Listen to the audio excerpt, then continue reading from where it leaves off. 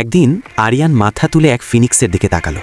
হঠাৎ ফিনিক্সের চোখ থেকে একটি অশ্রু গড়িয়ে পড়ল। আরিয়ানের বুক কেঁপে উঠল। সে বুঝল লোহার শিকলটা খুব শক্ত করে বাঁধা, তাই সে দ্রুত শিকল খুলে দিল।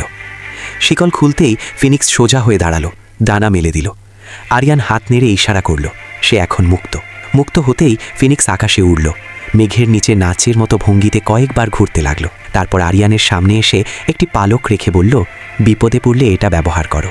বিদায়ের সময় তার একটি হালকা হাসির শব্দ শোনা গেল। তারপর সে আকাশে মিলিয়ে গেল। কিন্তু আরিয়ান ফিনিক্সকে রক্ষা করতে পারেনি। এতে গ্রামের প্রধান রেগে গিয়ে তাকে মৃত্যুদণ্ড দিল। শাস্তির দিনে সবাই হাসছিল, জল্লাদ তলোয়ার তুলল। শেষ মুহূর্তে আরিয়ান সেই পালকটি তুলে ধরল। কেউ গুরুত্ব দিল না। কিন্তু ঠিক তখনই পালকটি হঠাৎ জ্বলে উঠল। আগুনের আলো চারদিকে ছড়িয়ে পড়ল।